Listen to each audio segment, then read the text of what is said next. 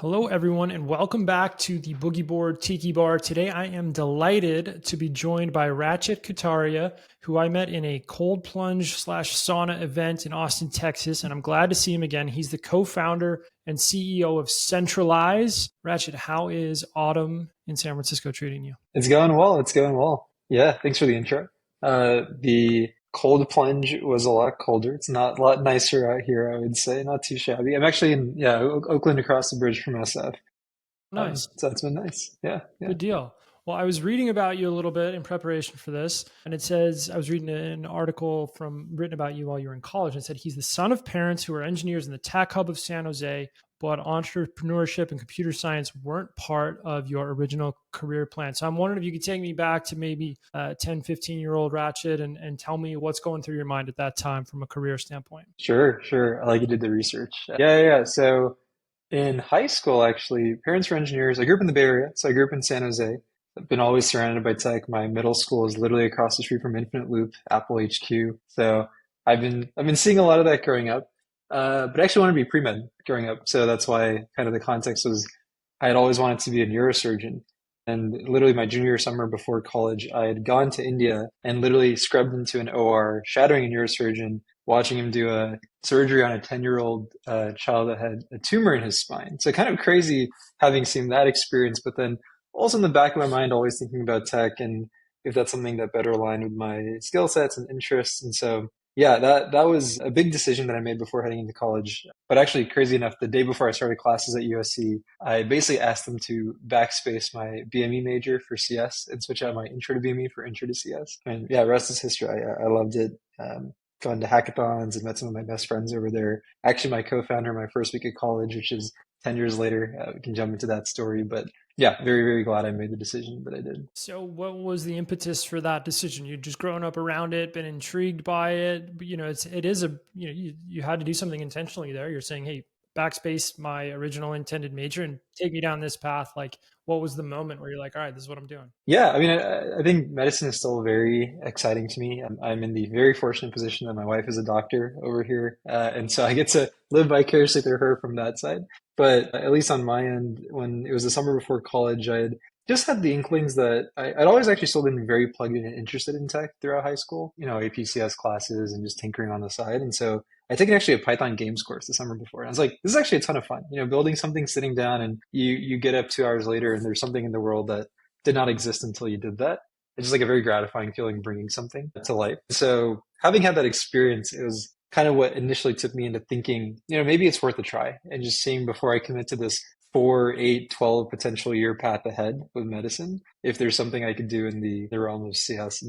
And yeah, that's kind of what gave me at least the first nudge to say, let's try it out for a semester. And then very quickly, I realized it was the right decision, kept going down. Yeah, clearly. I mean, I was looking at your profile. You did a bunch of internships in college, a bunch of hackathons. You're involved in a bunch of organization. Is there a moment where it clicked and you're saying, okay, computer science is for me? I'm good at Yeah. this. I like this. Is there like a singular time when you realized that you made the right decision? Yeah, I mean, a lot of it I attribute to how much I enjoyed CS was there's an entrepreneurship club on USC's campus called Spark SC. And I actually met my co-founder there first week. We're in the same cohort. And it was folks like him and a lot of people I looked up to as my mentors there that uh, kind of just seeing what was capable, like what they'd built, what they'd shipped, both for personal projects, what they achieved in industry, that was very inspirational. And actually, a few of them had pulled me together and say, like, let's do Hack SC together, which was USC's main hackathon.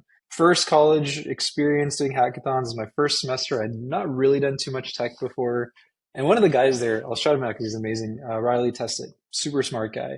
He actually built GBA for iOS, which is the Game Boy emulator for iPhones. Oh, For if cool. anyone's out there who's played like Pokemon and other games on your phone, he built that, and he basically taught us Swift and iOS stuff overnight. The first night hackathon, and the second night we just sprinted and built it out. A pretty cool app to basically from your Apple TV connected to your Apple Watch to your phone, being able to manipulate video using gestures and pretty crazy, just like an experience that I didn't realize, we could just pick up and very quickly deliver on. And Apple was there. We won the best iOS app somehow, which actually translated to 3 months later getting my first internship at Apple. And so it was like just this kind of crazy snowball effect of amazing folks to learn from, getting pulled in with them, learning quickly, being able to be a part of an experience that led to my first like industry experience too. So I think just being able to experience all that and seeing what we could just build literally in the span of like 48 hours, pretty crazy. And so that was like a very inspirational, like, this is what I want to be doing moving forward. Absolutely. When you're an Apple, so you're back across the street from your old middle school. It Yeah, sounds like. it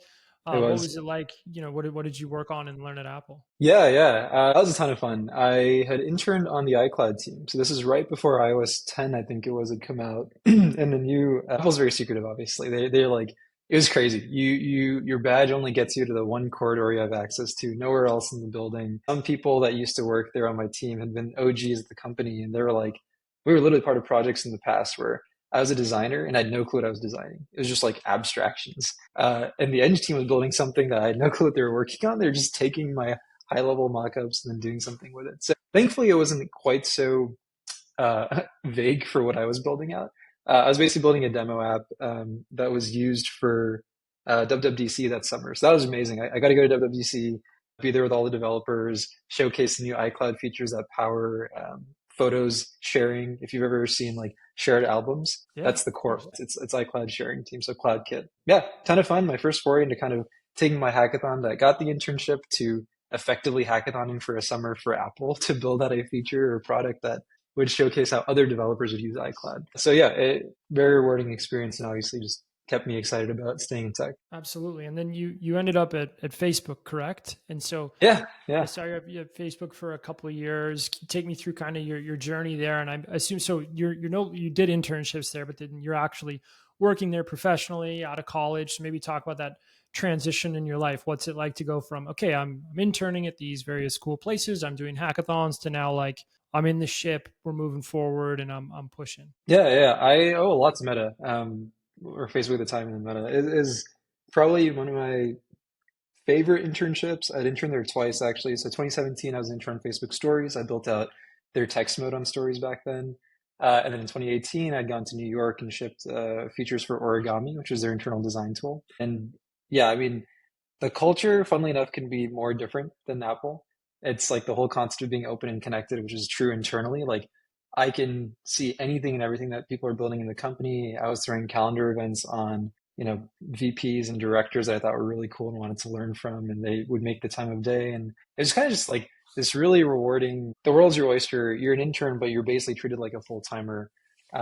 Whatever you want to build, if you move fast enough, like we'll give you more, and just keep executing. And so that really within me instilled this idea of like what it means to be a product engineer. And that's kind of the archetype that I've always thought about moving forward, even till today. Like caring so much about what you're shipping, does it have impact? Is it even worth building? It could be the simplest thing you build, but if it has all the impact, like that's what you index on, not just some really complex, cool technical piece of code. I frankly don't care a lot about that. Like there's a time and place and need for that as you scale, obviously. Meta needs a lot of that to do what they do, but I've always been excited about what does it mean to have something that you deliver to the world that is actually moving the needle. And Meta actually emphasizes a lot just throughout how they even value and do performance reviews. Like the number one thing in their performance cycle is project impact. If that is not looking good, it does not matter what you ship that quarter or that year or whatever it is. And so I think that really instills that focus in you. And I just enjoyed the experiences so much, despite all the other internships, that yeah, very simple decision for me to go back full time.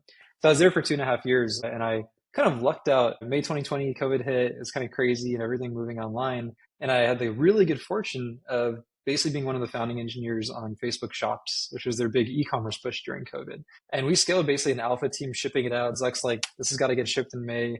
We're like, okay, we'll do it. And we had a kind of a small team of engineers working to push that out. And yeah, we shipped May 2020, stock jump, I think 5% that day. Very exciting milestone. And then, yeah, we scaled about 250 million monthly actives within a year or two across a lot of new teams spinning up to make that happen. Very, very rewarding experience. I think also I attribute a lot of my product engineering and thinking and the lens I now bring as a founder, but as an engineer, but a lot of it came from those years. Yeah. Yeah. Was there any stories come to mind or any hard learnings of hey, you're still a really young person at that point. You've done a lot of stuff, but you're now part of this team. You've got this incredibly tight deadline. You've got a company that's known for its products. You've got the world changing a lot around you. Was there a moment of stress or something that you really remember like learning through that changed you during that period? Yeah, yeah. I think being 0 to 1 in meta, where their whole concept is like move fast, break things. Things have changed since then. Not that that's the motto, but I think it's still a core culture. The moving fast, especially when you're on a 0 to 1 team that has exec excitement, is a very somewhat stressful, but like high energy time. A lot of what you see get slowed down in companies is around, and for good reason, privacy reviews, security reviews, design reviews. Like Meta looks a certain way with consistency for a reason. Like there's a lot in place to make sure it looks that way. But when you have something that has to ship really quickly, they do a great job of basically removing those barriers. Like none of those had to happen. This project has to go live. It's happening in May 23rd or something, whatever the ship date was. And that almost like inspired the first feelings of feeling like I'm actually at a startup with the resources of big tech, where I could be in a small team and it's like we're grinding every day, similar hours to right now, like 8 a.m. to whatever nighttime. People are online, they're responsive, we're building together quickly. And that changed substantially after those 2.5 years. And so reasons I left afterwards to kind of grow in more of like a true startup environment. Yeah, I think that the earliest versions, like there's so many stories around just one of the guys I'll shout out, Ricky Velasquez, amazing guy. He's my mentor. They're fantastic guy. He also was a founder afterwards, and yeah, we would we would grind all the time together, like late nights, and trying to figure out these nitty gritty things that would just really make a difference in the product experience. Knowing how important this launch was and the media that was about to go out about it. So, yeah, it really gave me kind of like the first view or insight into what not quite so close, but inklings of what it would be like to build a company or a startup. Love that. And so I want to get into Centralize in a second, but you had one more stop Yeah, between there, and I think it's called yeah, at yeah. OB, and it Yeah, looks A like to you B, A to B. Oh, point God, A to this point B, A to I B. as soon as I said it, damn it. Now I feel like an idiot, but I got it now. Okay, A to B, much better name than Adobe. And you were doing some, so you're TLing there, team leading some engineers, and it sounds like maybe your first time doing that at a smaller company. So that scale, that speed, I assume, is still happening. What's it like for you now? Getting in front of a team from a leadership point of view. Yeah, yeah. Yeah, ADB was fantastic. I mean, big shout out to the founding team there, Harshta, Vignan, Tishar, amazing founders. Like, really learned a ton from that experience. I think, especially TLing in an environment where when you're at a startup and like, so I was product engineering, leading that pillar, that is basically the front facing anything of the company that all of the customers are seeing. And, we're having meetings with the exec team and founders like once a week at the minimum, trying to make sure we are building in the right direction. I think having that almost visibility and very quickly, like what I'm applying day to day at Centralize, it's how can you get as close to customer feedback as an engineer and directly translate that to the roadmap that they need to see in the product? I don't think enough companies have as close or of an iterative cycle as it needs to be. And especially at our stage with Centralize, it's like the only thing that matters. Like engineers are customer success. That's a very recurring theme that I experienced at A to B. I was literally going out with AEs and CSMs to truck stops and HQs and seeing what customers wanted, getting them spun up, talking directly to the DMs that signed off on the deals. Like so much of that experience inspired why I'm here building Centralize. It's seeing in real time, like, yes, I'm the technical counterpart, but I'm out there making sure that just like you, the AEs and the CSMs, we're all here trying to figure out what this customer wants. And if you don't have that relationship straight and the individual level understanding of the IC or the trucker has one specific need, their fleet manager has another, the DM, maybe in this case, like the fleet manager's manager, EB, let's say the CFO needs to hear something different. If you don't have that thread and that problem alignment across the board, like locked in tight, this deal's not going to go through. And getting that exposure as an engineer was so valuable to know what we're doing, literally in like the product we're building for that exact use case. But yeah, had I not been at A to B and seeing, especially across go to market, like how Eng has to fit in, yeah, it would have dramatically changed, I think, the course of what we're building now. So I'm very glad we had that experience. Yeah, it's well said. It's super intimate. And I think we can all know it, but it's actually difficult to just build the muscle and keep doing it because there's so much to do. Staying close to customers, shortening that feedback loop, and making it fast. And so I want to hear, what is the origin story of Centralize? How did it get rolling? Yeah, yeah. Well, it's a lot of what I'd seen actually, what I just described, where when you see what happens when you have really good relationships and understanding with your customers, not just in the buyer community creation phase, but all the way through the customer lifecycle, there's a lot of magic that happens there. And it's also very clear what happens when you do not understand those relationships and what churn I'd seen directly comes up when you realize that priorities have shifted under you. You haven't tracked what each person cares about. Your champions have left. There's a lot as it relates to, are you multi-threaded? Are you above the power line? Do you understand their core priorities? What's changed since? And where can you get more threaded? That actually directly inspired a lot of what we're building today. My co-founder, Will, obviously I have to give Nowhere without him, frankly. Like he's been instrumental to the things that he has seen and brought to the platform too. So we met, like I was saying, the first week of college at USC in our entrepreneurship club. So it's amazing, kind of almost a decade later, full cycle, being able to build something together. Yeah. He was actually the founding engineer that built out the prototyping team at Slack and was responsible to work with the CPO of Slack at the time, Noah Weiss, to build the first version of Huddles, Clips, Save for Later, early Slack AI. So he has seen all of that from the ground up, and at Slack scale worked with the AEs and CSMs to understand. Similarly, this is a very horizontal experience. Like, what do customers need from Huddles, from this new Discord audio channel for B2B? And no one had a straight answer. And no one could really pull together all of the disparate threads of data silos and conversations to know what really to build here and what was going to close the deal or create that expansion opportunity. So he's had very similar experiences coming to the same table of a product engineer that felt the pains in as a GTM counterpart that I had seen. And so we're like, well, we as technical founders have at least felt this very directly. And we believe that relationships has always been this missing piece in all of GTM. Like, this is something that spans the entire story from, again, initial deal starting point, like stage one prospecting, to like 5 years later when you're thinking about that upsell or renewal. And so Centralize today, we think of it, it's a team selling platform for enterprise sales teams. Really, that's the core of it. It's how do you team sell to understand across any conversation anyone has ever had in your team, because deals are not won or lost alone these days, especially these days. It's really a team effort. Who has talked to anyone at the company? Are you above the power line? Are you multi-threaded? For the folks you have talked to on an individual level, do you even know what they care about? Do you understand if that's shifting underneath you? What are the evolving priorities?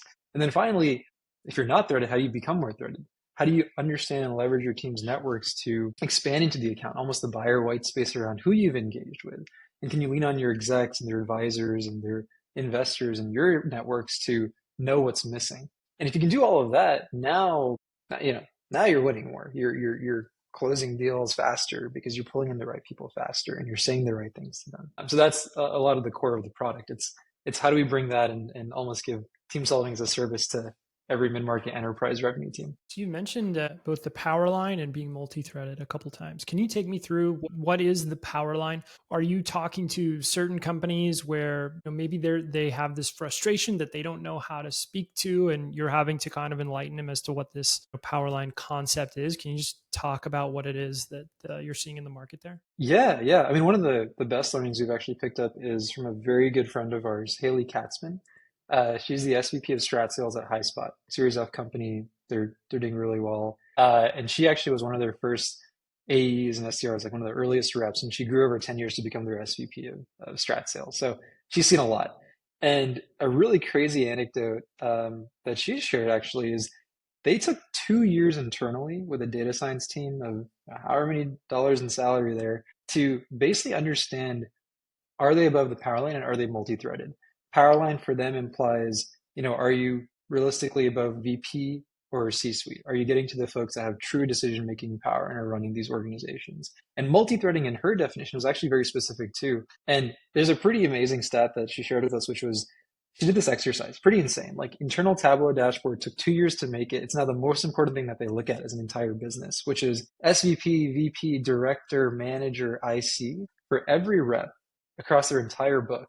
Are they above the line? So talking to VP and C-suite. Are they at the line? Talking to directors. Or are they below the line? Talking to managers and ICs. And doing that exercise across the board, they found if they only have one persona engaged, generally below the line, their win rates for deals are around, I believe it was 9%, somewhere between 7 and 9%. When they had 3+ personas engaged above the line, meaning in their case, they're a sales enablement platform. So let's say sales enablement, maybe even marketing. Now their win rates jumped up to, I think it was 68%, almost like a 7x increase in win rates, simply because they could be multi-threaded. They could understand where they were in the deals and make sure that was true across the board. So I'd like to bring that up because it's actually really intuitive if you think about it. Like, obviously, the more folks on your side that are in decision-making capacity, the likelier you're going to win. But just the magnitude of difference it's kind of insane, and especially at their size and scale. I mean, she tells us like literally the only column that she looks at now to know if a deal is on track or not. Like forecasting, is your team multi-threaded or are you at power? And a lot of how we think about the world, I mean, why she's really excited about us is that's literally what we're doing. Like, the dashboard that we have in many ways is almost one-to-one with what took her 2 years and an entire DS team to build out. Wow. That's super powerful. I know I've only got time for one more, so I'm trying to just kind of look at my last few questions and figure out which one is the best one. So you've got a few different areas of your product that I think are really interesting. You've got champion discovery, you've got stakeholder maps, you've got call strategies. Is there something, that you're just most excited about, that, companies come to you and they're trying to figure out something and you can just tell them, here's what's going on at Centralize, and it excites them. You mentioned the dashboard there. What does that kind of unlock for the companies that you're working Yeah. Yeah. Great question. I think I'll say two things there. One, most leaders we've talked to, frankly, almost every VP, CRO, and if you're watching, you can ask yourself this question. Do you know what percentage of your accounts are actually multi-threaded today and your team has gotten to power on? Most folks do not have that answer, which is honestly not anyone's fault. Your systems are not really very well equipped to get you that. Like, no one looks at a wall of contacts in Salesforce and a list of activities and says, I know what's happening on this deal. Like, I got the full story. It's very hard to get that picture because it's just not, it's all over the place. Like, it's in your Gong calls, it's in your emails, your calendar events, it's in your Salesforce activities. It's happening all over. And the way we think about Centralize, as the name suggests, is you imagine if you had a single view that is an automatically evolving relationship map, almost a heat map of who you've ever talked to in real time, that basically just starts showing up. You plug it in for an existing or a new account, you start seeing, where's your team actually actively at? When was the last time they've engaged? Across every word from the horse's mouth that that person has said in Gong and email, what actually matters to them? And now you actually have the story straight, like a no BS angle of, here's where my team is. Here's what's very visibly missing across this org chart that's automatically pulled through, not something your team did once in a Miro board or a PowerPoint that took them 2 hours and probably stale by the time they finished it, but a truly evolving understanding of anything that's happening as far as the relationships in the account. Sometimes we were Salesforce led around a few months ago, and the way we think about it is almost where the R in your CRM, if it actually worked. It's that relationship lens of everything that's been happening so far in a view that, again, expands from buyer committee all the way down to the post-sales land. Like, this is a tool for all GTM. This is not a point solution because relationships are not points in time. It's happening all the way throughout. So I think that's really the core of it. It's, can we give you a visual understanding for the first time of anyone your team's ever engaged with, what they care about on an individual level, and then leveraging your team's networks to, in that same place, see the white space of who's missing that your team knows. And now you actually go from like, am I multi-threaded? Question mark, to I know I am or I'm not, and here's how I become threaded. So it's a place of action for that entire story to basically get to those 7x win rates that Haley's been seeing at HighSpot. I think that's really beautifully put. I mean, when I started as a sales rep, this is not that long ago. I had to manually log, copy and paste each email that I received and put it in as notes in the CRM, and then that would eventually come up in forecasting calls and things along those lines. I'm also really impressed by your kind of angle to GTM through engineering and thinking of yourself as part of the GTM motion throughout. And now this concept of Centralize is really this like breathing organism of communication between companies, which I think has a lot more beyond go to market. It's a total referendum on connectivity between entities. And so I'm really encouraged by what y'all are building. I'd love to have this conversation again in a few months and check in with you and learn more from you. Rachit, I'm really grateful for the time. We'll be sure to link all your stuff in the notes of the conversation, and would love to stay in touch. Likewise, Kevin. Thanks for having me, man. It was a lot of fun. Thank you. Cheers.